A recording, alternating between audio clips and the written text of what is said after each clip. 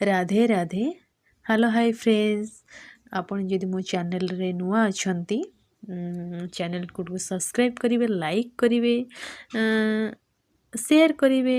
छोट mini blog को आपण मानक स्वागत। आज न्यू ब्लॉग आपण लोकेशन देखि पारुथिबे मु को लोकेशन जाउची कमेंट माध्यम जनइबे मु को लोकेशन जाउची। मोर किछि काम पई जिबार थिला, सेटो डिस्कशन काम सारला परे मु रिटर्न करथिली।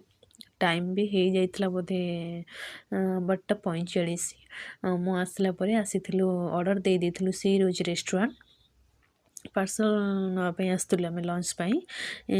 आपण मैंने चाहिए भी आपण फैमिली मान सहित ये रेस्टोरेंट आसीपारे प्योर भेज एमनकर भल सर्विस मुझे आसबार आपण फैमिली मान सहित आसी आप लंच डिनर ब्रेकफास्ट भी करें।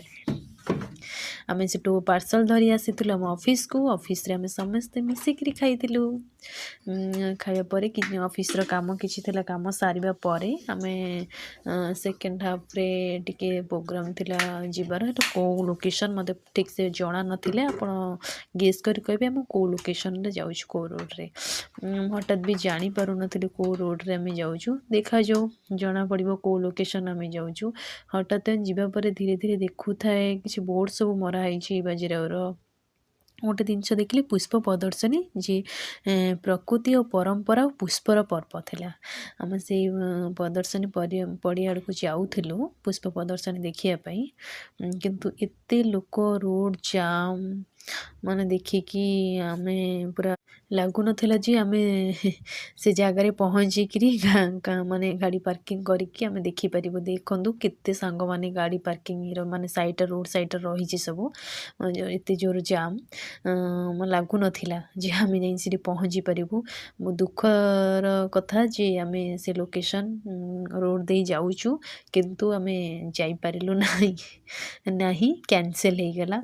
जेहेतु ठंडा पड़ानी संध्या है आम इच्छा है पकोड़ी सहित चाह पीवाई, से आम पलि आसीलु आमर रिलेटिव जन घरे गोटे झी कुनी झीटे अच्छी ताप लेस कुरकुरे आणिक आसुलु। देखु मत कौन मिली टिफिन तापर आसीगला गरम गरम पकोड़ी सहित सक्स आ पखक आसीगला गरम गरम टी। आम टी पकोड़ी खाइबा मजा संध्या बेला टाइम चार जो मजा आपण मैंने जानते पूरा प्लेट देखु पूरा सफा। आम तापर रिटर्न करूँ। जदि मो भिडियोटी आपण मानक भल लगी लाइक कमेंट शेयर। जय जगन्नाथ।